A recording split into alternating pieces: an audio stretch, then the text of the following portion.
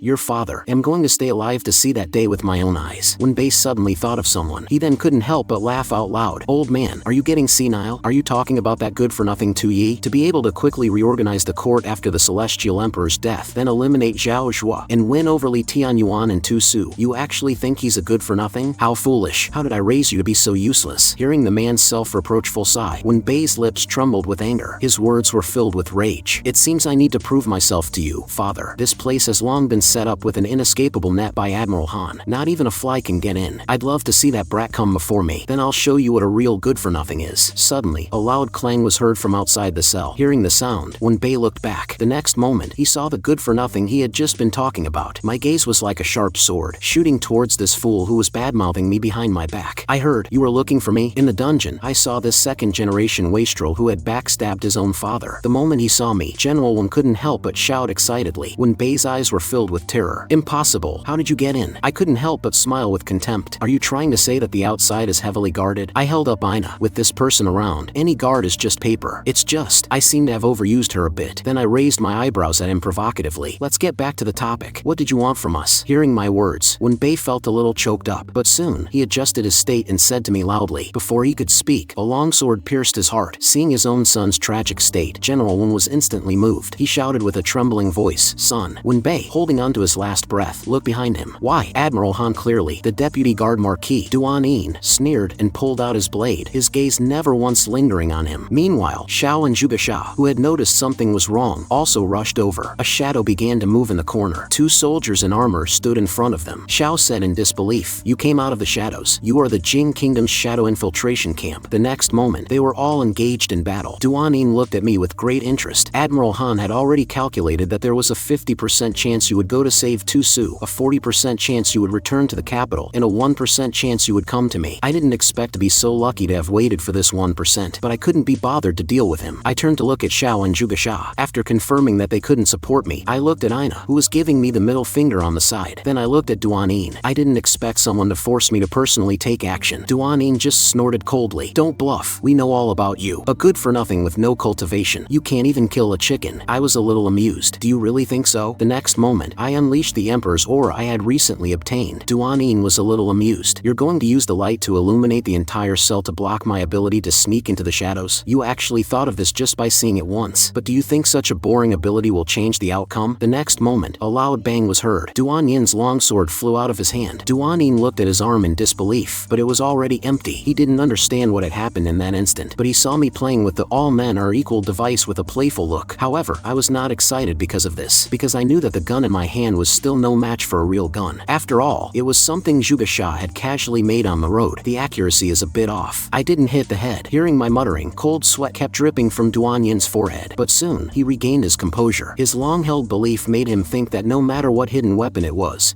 no faster than a blade within 7 steps. The next moment, he decisively raised his hand and charged again, shouting in his heart, for glory and wealth. I can definitely do it. However, I just unhurriedly pulled the trigger. With a bang, Duan was sent flying by the powerful impact. I was a little amused. Originally, if you had stayed hidden in the distance, I would have had a bit of trouble aiming, but you just had to deliver yourself to my doorstep. Then I looked back at Zhuge Xia. You've made a great contribution this time. I'll reward you handsomely later. Hearing my words, Zhuge Xia scratched her head shyly. It's all thanks to the book your majesty gave me. I dare not take the credit. The subdued shadow guard looked at his dead captain in disbelief. Xiao reminded Zhuge Xia to leave a survivor to interrogate for information, who knew that the shadow guard would directly take poison and commit suicide. Although Xiao discovered his small action at the first moment, she still couldn't stop it. Before he died, the man shouted unwillingly, Admiral Han will not let you go. The next moment, 2 black shadows disappeared from their bodies. After that, the freed General Wan kept staring at his son's head. Li Tianyuan was about to say something to comfort him when he was mercilessly interrupted by General Wan. No need to say more. Even if the Jing people didn't do it, I would have cleaned up the family. He then asked me about my next plans. I didn't waste any time with him and directly asked about Lujiang City. How many soldiers can be mobilized now? General Wan lowered his head in shame. My loyal subordinates have all been killed, but soon he seemed to have grasped something and said loudly, there is still an unruly captain. After the incident, he led about 1,000 men and fled outside the city. I raised my eyebrows. Unruly? Rebellious captain? He turned to look at the back mountain. They should be hiding in the nearby Dragon Head Mountain. They are undisciplined, and the Jing people didn't take them seriously, so they should still be alive now. Hearing this, I stroked my chin with some excitement. Then isn't that just the capital I need to go to the Jing kingdom? I went to the back mountain not far away to look for the 1,000 deserted soldiers. On the way, General Wan hesitated for a long time and finally couldn't help but speak. Your Majesty, I must tell you something. Hulu Guang was originally a refugee who fled from the other side. He is brave and skilled, especially in riding and archery. He has a great reputation among the soldiers. I appreciated his martial arts and recruited him, but I found that this person is not fit for great use. So after the mutiny in the city, this person did not put up much resistance and fled outside the city. He probably has the intention of becoming a king of the mountain. Hearing this, I was not too disappointed. I just felt that it was human nature. After all, there were not many people who could die bravely. General Wan saw that I didn't answer and asked with confusion, Hulu Guang has no loyalty to the Qian dynasty at all. Does your majesty really want to rely on him to counterattack southern Jing? I asked him in return, do I have any other choice now? Besides, during the Lujiang mutiny, he could have defected to southern Jing but chose not to. Do you know why? Li Tianyuan guessed. He's probably waiting for an offer from either the Qian dynasty or southern Jing. Surrendering on his own initiative is equivalent to giving himself to southern Jing for free. I nodded in deep agreement. So people's hearts are the most unreliable. For example, you have all stabbed me before, but now you can walk side by side. So I won't expect unconditional loyalty. I will only make it clear that everyone can be at ease. Just then, General Wan pointed to the front and spoke. Looking in the direction he was pointing, I could faintly see the outline of a watchtower. Suddenly, an arrow flew through the air and landed precisely in front of my horse. Then, a scolding voice came from the watchtower. If you take another step forward, I'll shoot your head. And my lack of response made the soldier on the watchtower feel a sense of pride. Big brother's archery is sharp. He gave that upstart emperor a lesson. Hulu Guang said leisurely, I heard that the little emperor rescued old one with just 6 people. He should have some skills, but that's not enough for me to risk my life for him. Look at him standing there for so long. He's just been intimidated by my arrow. But soon, his gaze was filled with confusion. What is he doing with that iron rod? The next moment, a gunshot rang out. A beam of light grazed Hulu Guang's cheek. The belatedly realized Hulu Guang looked behind him with lingering fear, only to find that the pillar behind him had already broken. I blew on the smoke from the gun barrel. With Zhuge Xia's handmade sniper rifle and the special effects of my overlord's aura, the coolness factor is maxed out. Not long after, Hulu Guang came galloping on his horse. As soon as he saw me, he hurriedly knelt down and explained that he had eyes but failed to recognize Mount Tai and didn't recognize me as his majesty. Seeing his panicked state, I walked up to him and helped him up. I still like your unruly look, but when I got a closer look at his face, I felt a sense of deja vu. Isn't this Big Wu? Hulu Guang was a little confused. I shook my head and told him it was nothing. I just remembered an old friend. But you, you. Do you know my purpose for coming this time? He hurriedly explained. Lujiang City is caught between southern Jing and the rebel army. It's an isolated city. I can't defend it even if I want to. I know you can't defend it. You don't have to worry about Lujiang anymore. Southern Jing probably won't make things difficult for the common people to win their hearts. Hearing me say this, Hulu Guang was a little confused. Then what does your majesty want from me? You can't be asking me to lead these old, weak, and sick soldiers north to relieve the siege of the capital, can you? I didn't answer him but continued to ask. I heard that you used to be a refugee from southern Jing who fled here. There must be some unavoidable reason for that, right? Hulu Guang became even more confused. What does this have to do with what we're talking about now? I slapped him on the shoulder. Do you want to go back to your hometown and have a look? Hulu Guang had a sudden realization. You want me to lead troops with you to the other side? I told him that was right. You and I are truly of one mind. We are in perfect harmony. The main forces of the Jing Kingdom have all been deployed. This is a golden opportunity to take a gamble with low stakes and a high potential return. But even if the Jing Kingdom is empty, with just this many troops, it's too dangerous. Isn't it dangerous for you to be hiding in the mountains? Your shabby camp and shabby city walls, can't they all be burned down with one fire? And your soldiers are all disheveled, with tattered clothes and armor, and not even decent weapons. If the enemy comes, are you going to make them all laugh to death? You probably don't even have enough food and supplies, right? I can see the soldiers on your city wall are about to be blown away by the wind. With this setup, how are you going to defend? Under my barrage of questions, Hulu Guang was also at a loss. Suddenly, he thought of something and shouted, but I have superhuman strength. If you don't believe me, ask Wen Yuan how good I am at fighting. I can defend the mountain top. No problem. That's useless. To be a mountain bandit, you need power and background. What's the use of being good at fighting? You survived until now not because you're good, but because you're no threat and have no value. My words deeply hurt his heart, but he still didn't fall for it, saying that even so, he wouldn't go across the river with me to die. I flicked my sleeve and turned away calmly. I made a big show of leaving Lu River. Almost everyone in Lu River knows I came up the mountain to find you. What do you think those noble families will think? They will see you as a potential threat who might defect to me, to Yi. And when they think you've defected to a foolish ruler, you'd better have really defected. No matter how stupid Hulu Guang was, he realized it at this moment. You're trying to set me up. Wen Yuan advised. General Hu, His Majesty is a man of great talent and strategy. If you follow him, your martial arts will not be wasted. We have brought a lot of armor and food. If you don't take them back, you probably won't even be able to live for half a day. Just as Hulu Guang was still hesitating, the sound of hoofbeats startled him. Hulu Guang saw the newcomers. It was the scouts he had sent out. The man looked terrified. The Xiao family of Huichuan and the Deng family of Qianyang have just led their troops to occupy Lu River. They have now divided their forces into two groups, and 3,000 men are heading towards us. I curled my lips. It seems they want to use you to curry favor with the Jing people. If you want to live, then defend this wave for the Qian dynasty. Meanwhile, those who were eager to seize military merit had already broken through the city gates. But what awaited them was not the military merit they had dreamed of, but a flash of cold blade light. It turned out that Hulu Guang had single-handedly charged into the enemy army. At this moment, his face was full of sorrow and anger. Damn it, my happy days have been ruined by that brat Tu Yi. On the other side, I did not join the battlefield with them, but came to the highest observation point to overlook the overall situation. Sure enough, fighting a war still requires professionals. Xiao, however, reminded me from behind, it's difficult to turn the tide of a battle with personal martial arts on the battlefield. It's only a matter of time before they lose. I smiled and praised her playfully. You seem to have learned a lot after the test of strength. Xiao blushed and snorted lightly. If this goes on, you won't have much capital left. I opened my mouth and told him not to worry too much. I have already considered these things. Seeing my proficient action of raising the gun, Aina couldn't help but curse. Showing off again. There are so many people on the other side. Can you still headshot the commander with one shot? I ignored him and called out to Zhuge Sha. Zhuge Sha didn't say much and immediately responded, her hands forming a strange gesture. As the sound of a machine gun firing echoed, the chaotic battlefield instantly fell silent. What's going on? Is it thundering? While everyone was confused, the command flags of each family broke one after another. At this, I smiled with satisfaction. I never said I was shooting at people. It was the flags. Then, Zhuge Sha softly chanted, wind style, the sound of wind and the cry of cranes. The next moment, a voice like a great bell reached everyone's ears. The marshal is dead. Everyone, retreat quickly. There are people surrounding us from behind. Hearing this news, everyone looked towards their own command flag, only to see broken wooden sticks. In an instant, fear spread through everyone's heart. They shouted that the marshal was dead and scattered in all directions, leaving behind the old, weak, sick, and disabled who were still dazed. After a long while, Hulu Guang sighed leisurely. After that, Hulu Guang came to me immediately. At this moment, he had an unprecedentedly serious expression and said in a deep voice, this humble one will follow you. Not long after, the news reached Han Being's ears. This Tu Yi, his actions are indeed unexpected. With just 6 horsemen, he ignored the guards of Lu River City, entered the city lord's mansion as if it were his own, assassinated Duanin with a hidden weapon, rescued Wen Yuan, and destroyed the backup plan I had laid in the city. Then he emptied the treasury and abandoned the city. Their last first appearance was leading the deserter Hu Luguang and his 1,000 men to defeat the 3,000 elite soldiers of the Shao and Deng families. After that, these 1,000 men disappeared without a trace. Just then, the general at the door said in a deep voice, "This subordinate will immediately arrange for the Qian Kingdom's noble family armies to search in the Lu River area. A mere 1,000 men can't cause much trouble." Han Bing smiled faintly. "Don't you understand yet? Even if the Qian Kingdom's noble families have defected to us, they are still Qian people. Pass on my order. The armies besieging the capital and Feng each will divert half of their forces south to encircle and annihilate them." This move also made the general under him feel shocked and confused. For one Tui, it's not worth it, is it? But even so, Han Bing was still not at ease. He then ordered the Jing Kingdom to send heavy troops to the dragon-taming river crossing to intercept me. After giving his instructions, Han Bing said leisurely, "For an empire, taking the king is enough to control the overall situation. The capital and Tushu are not a big concern." However, the already bewildered general became even more confused. Han Bing reprimanded him. "If my guess is correct, Tui is most likely going to cross the river. Soon, the Jing army attacking Feng slowly retreated. This scene also made the defending Tushu feel confused. What's going on? Why does it feel like there are fewer Jing dogs outside? Wang Zhan suddenly pointed at the army camp outside the city. "Your Highness, look, it's the dust of a marching army." Tushu's eyes twitched slightly. "That's at least half of their forces retreating." Wang Zhan was a little confused. The enemy suddenly retreated. "Are they trying to lure us out of the city?" Tushu cut him off. He then put on a confident smile. "It must be my little brother causing trouble again." He then turned to look outside the city. "There's no point in thinking about what you can't figure out. I only care about one thing now. They actually dared to move half their troops away from me. Tusu. It seems I've been in the north for too long. The Jing dogs have forgotten my terror." Feeling Tushu's suppressed killing intent, Wang Zhan's voice was as firm as iron. "Your Highness, this subordinate understands." He then also showed the dignity a general should have and walked towards the city. He chanted loudly, "Listen to my order. Assemble the whole army. Kill them all." The scene changes. I have already led 1,000 cavalry to the dragon-taming river crossing. Hu Luguang followed closely behind me. "This humble one has a question. I have no objection to fighting the southern Jing, but why are we sneaking around in circles?" Before he could finish, I cut him off. "Are you getting arrogant? You said yourself that with just this many of us, going over there is suicide, right? I've observed with my divine eye mirror. The other side of the dragon-taming river crossing is already heavily guarded." Hu Luguang was stunned. "What kind of demon is that? It can even see across the river?" Zhuge Sha raised the long tube in her hand happily. "I made this based on the divine book. In the fire before too." I cut off their meaningless conversation. "A direct crossing is definitely out of the question, but a living person can't be held back by piss. General Wen has guarded this area for so many years. The terrain along the river is as familiar to him as his own backyard. If they want to guard the crossing, then let them. The dragon-taming river is so long, I don't believe they can guard it airtight." When Yuan suddenly spoke up, "I remember there is a shoal downstream of the dragon-taming river. I think we can cross the river from there. A surprise attack on the other side's breakthrough point." Hearing this news, my expression became strange. "My dear friends, follow me. Let's go and screw the southern Jing's chrysanthemum." After saying that, I led everyone to speed up and gallop towards the southern Jing's backyard. Just as I was leading my troops to the river crossing with high spirits, I found that this remote path was now heavily guarded. When Yuan apologized to me with some shame, "Your Majesty, it was this general's oversight. I didn't expect the Jing people to have noticed the terrain here and filled the loophole." However, not only did I not care, I even comforted him that such a thing was not important at all. "All I want to know now is, can we beat them?" Hearing my words, when Yuan subconsciously looked at Hu Luguang, Hu Luguang looked at the other side of the river with a heavy tone. "I estimate there are more than 3,000 people below, and they are different from the noble armies we encountered before. They are the direct troops of the southern Jing." When Yuan, afraid that I would be impulsive, quickly explained, "This time is different from the last. The enemy is defending, and we are attacking. If we attack rashly, even if your Majesty is a god of war, it will be a Pyrrhic victory." Even Li Tian Yuan couldn't help but remind me that I only had 1,000 troops now. If we suffer too many losses here, how will we fight our way into the southern Jing later? I didn't answer immediately but wanted to hear what good ideas they had. Li Tian Yuan said quietly, "Your Majesty appeared in Lu City before and defeated the Noble Alliance. It must have attracted attention. If I'm not mistaken, the armies besieging Prince Tu Shu and the capital will be diverted to encircle and annihilate your Majesty." When Yuan instantly understood Li Tian Yuan's meaning and took over the conversation, "If they relax their siege of Prince Su, then we can turn back now, unexpectedly, and join forces with the prince's troops." Hearing this, I impatiently cut them off. "All you're talking about is retreating and finding my brother. Then what was the point of me gathering 1,000 men?" When Yuan's face turned pale, and he tried to persuade me, "Your Majesty, this is a matter of life and death. You must not act on impulse." But just then, Xiao stood up and supported me. The decision he made was not just an impulse. She then gestured for Zhuge Sha to explain my intentions. Zhuge Sha explained, "While we were marching these past 2 days, I and Xiao have been scouting the surrounding movements. There are currently 3 teams to our north closing in on us. Looking at the flags, 2 of them are the main forces forces of the southern Jing and one as a mixed army of rebellious nobles. The total number is over 50,000. Even I almost wet my pants in fear after hearing this number. So many people are coming after our small group, plus the troops blocking us in front. We're basically surrounded on all four sides. Li Tianyuan, however, was deep in thought. Compared to the pressure from behind, the pressure of crossing the river is actually smaller. I took over the conversation. We have no way back. If we can't even deal with these small fries in front of us, we might as well just surrender and be slaves to the Jing kingdom. Who knew that Hulu Guang would jump up at these words? I'd rather die than be a dog to the Jing people. Not just him, but everyone present at this moment looked at me with determination. I saw it in their eyes. No one objected. I couldn't help but laugh out loud. Interesting, truly interesting. It seems everyone's thoughts are aligned. The main problem now is how to take them down with the least cost. We all looked at Ina at the same time. Ina immediately screamed, "What are you looking at me for? 3,000 burly men. Even if I'm drained dry, I can't do it." I clicked my tongue. What a useless fellow. However, with so many of them camping in a low-lying area, aren't they afraid of being drowned by the 7 armies? When Yuan had a sudden realization, drowned by the 7 armies. This place passes through a mountain. To raise the water level here, we must block the river with mountain rocks, but the rocks here are extremely hard. I immediately clapped my hands. Brilliant, truly brilliant. Ha ha ha, isn't this right up my alley? After saying that, I looked at Zhuge Xia. You can even make something as groundbreaking as a gun. Explosives should be no problem either. Zhuge Xia hesitated for a moment. Your Majesty, I've almost finished studying that divine book. If I want to blow up the mountain rocks, I might need at least a day to prepare. Hearing this, a gleam flashed in my eyes. Now let's see how you're going to stop me. I had called for Zhuge Xia to make explosives to blow up the mountain, causing the river level to rise and drown the 7 armies. Zhuge Xia did not disappoint my expectations and made the explosives in less than a day. With the cooperation of the soldiers, the explosives were quickly and accurately placed at every key node, and Xiao, who was witnessing it from the side, was full of doubts. Such a large mountain, can less than 10 bags of explosives really blow it up? Zhuge Xia was extremely confident after hearing this. The book says this is called directional blasting. As long as you blast specific points, you can destroy the stress structure of the mountain. Not long after, the group that had planted the explosives evacuated from the mountain range. Although the book was very detailed, Zhuge Xia was still full of nervousness when it came to testing the results. As a flame burned out the talisman in her hand, the planted explosives were ignited one by one. Then, one after another, explosions echoed in the valley. But until the firelight dissipated, the mountain in front of them did not move at all. Zhuge Xia, is this what you call no problem? Just as Xiao was leaving in disappointment, Zhuge Xia suddenly pointed at the mountainside and shouted. The next moment, a crack spread from the foot of the mountain to the entire mountain peak. With a loud bang, the entire mountain collapsed. Zhuge Xia couldn't help but scream with joy. It worked! It worked! Xiao, did you see that? Xiao was completely shocked at this moment, her eyes filled with deep amazement at this scene. On the other side, I was waiting downstream for Zhuge Xia's plan to be successfully implemented, and Hulu Guang, who had been waiting for a long time on the side, was a little restless. Your Majesty, you had us build rafts overnight and wait here, but we are surrounded by high mountains. We can't cross the river at all. I, however, acted mysteriously and told him to just wait. My words were soon proven right. A rumbling sound came from upstream. Looking in the direction of the sound, I saw a monstrous wave rushing towards us. But after seeing this, the crowd was not filled with joy, but with fear. A flash flood. A flash flood is coming. Hulu Guang was greatly shocked and shouted at me, Your Majesty, what should we do? Li Tianyuan snorted coldly. What are you panicking about? This is the result of His Majesty's divine power. There will be many more miracles from His Majesty after this. He then looked at me with anticipation. I, on the other hand, shouted and leaped into the air. Generals, to the rafts with me. I then jumped onto the already prepared raft first. Then I used this momentum to charge towards the southern Jing camp, and my back, charging on the river, also shocked Hulu Guang. After being shocked for 2.5 seconds, the joy on Hulu Guang's face could no longer be contained. His Majesty's divine power. Invincible. The soldiers under him also shouted in unison. His Majesty's divine power. Invincible. Then everyone boarded the rafts and rode the waves. On the downstream riverbank a few kilometers away, the Jing soldiers were still unaware of the impending disaster and were chatting casually. Why are we here instead of staying in the comfortable Zhangkou military post? This is a shoal. The higher-ups are afraid the Qian kingdom will attack from here. That soldier seemed to have heard a funny joke and laughed wildly. Are you saying that good-for-nothing emperor will attack? Don't be silly. It'll be a good thing if he can hold out for a few more days without the city gates being breached. So, we're just here for show. There's nothing to worry about. But suddenly, the man was startled. Did you hear something? Before he could answer, the gushing river water had already passed his knees. All the soldiers were greatly shocked and looked behind them. They saw a monstrous wave blocking out all the moonlight they could see. With a loud bang, all the soldiers were sent flying by the huge wave. Even the military camps were easily destroyed as if they were made of paper. Most of the soldiers couldn't even cry out for help before they drowned in the raging flood. After the huge wave subsided, some surviving soldiers climbed onto the surrounding huge rocks. The general looked at his dead and injured brothers around him. In a sense of despair, despair and powerlessness welled up in his heart, but soon, his eyes were filled with nothing but fear. He saw a dark mass of figures appearing on the river surface not far away. Witnessing this tragic scene, a cold smile appeared on my lips. I had no pity. I raised the longsword in my hand high. "Generals, listen to my order. Follow me and kill." In an instant, the archers all drew their bows. A rain of arrows was the first to arrive. The general turned back in panic and shouted, "Retreat!" But before he could finish his words, a cold light separated his head from his body. One by one, the soldiers on the rafts were like meat grinders, easily harvesting these pitiful lives. Hulu Guang sat in the rear of the battlefield, constantly shooting arrows to kill the threatening enemy troops, but there was no joy on his face. He even complained, "They're not even fighting back. This battle is too boring." I looked back at this guy who was getting a good deal and still complaining. Hulu Guang was so scared he instantly changed his tune. "It's good that it's boring. The brothers don't have to lose any men." A familiar voice made my expression change drastically. "Congratulations, host." The host cleverly used a water attack to defeat the Jing army with a smaller force, triggering the nation-crushing event water drowning 7 armies. In the host's original world's history, Guan Yu used a flood in the Battle of Fanqing to defeat the 7 armies, capturing Eugene and executing Pangda, his might shaking the land. Water drowning 7 armies has resulted in the host's national power points increasing by 10,000. Current total, 35,900. Hearing this, I couldn't help but sigh deeply. More national power points again. But it doesn't matter anymore. It's harder to lose points than to gain them. I'll just let those guys live for now. When he heard that I dared to attack the Jing Kingdom's home base with only 1,000 soldiers, my god of war brother not only showed no concern but also ordered the entire army not to give me any support, all because he had full confidence in me, the one who frequently broke the rules. Meanwhile, outside the city of Feng, the ground was littered with bodies. Tu Shu coldly picked up the last standing enemy. With a gentle flick, another life was extinguished. "Is this all you've got?" There was an interesting commander before. The commander behind him explained, "You must be talking about the Jing Kingdom's shadow infiltration camp, Xing Wushang. He and half of the troops that were transferred away before have gone south." Hearing this news, Tu Shu's eyes were filled with gloom. "He's lucky." The commander continued with another piece of intelligence. "I just received news that His Majesty has somehow gathered 1,000 men, not only crossing the dragon-taming river but also defeating the enemy at the riverbank with a smaller force, capturing the Zhangkou military post." Hearing this, Tu Shu's face lit up with joy. "So the retreating troops went to encircle him? My little brother's ability to stir up trouble is truly top-notch." The commander's eyes, however, showed a hint of worry. "The siege of Feng is lifted. Should we also march south to reinforce His Majesty?" But Tu Shu just shook his head gently. "We need to reinforce, but not now. I promised him I would guard our home. So what we need to do now is to retake the capital." The commander suddenly realized, as long as we lift the siege of the capital, we will have more than enough troops at our disposal. Tu Shu laughed. "No need to worry about my little brother. So what if he's surrounded on all sides? Hasn't he created enough miracles? I believe my little brother will definitely find a way to deal with it." On the other side, inside the Zhangkou military post, a figure came to the ruined site. A cold laugh kept coming from the black robe. Was this the work of that wastrel? He then stretched out his withered arm. The next moment, that arm suddenly stretched more than twice its length and grabbed a piece of gravel from the riverbed. "This is the smell of firearms, but it seems a little different. This guy has a lot of secrets. Things are getting more and more interesting." The shadow guard behind him whispered, "Marquis Xing, are you planning to make a move on him ahead of schedule?" Xing Wushang ignored him and continued on his own. He must be short on troops, which is why he's resorting to these unorthodox methods. The shadow guard couldn't help but remind him, "Marquis Xing, Admiral Han's orders were for us to investigate the situation and then wait to rendezvous with the main force." But Xing Wushang was still immersed in his own world. Maybe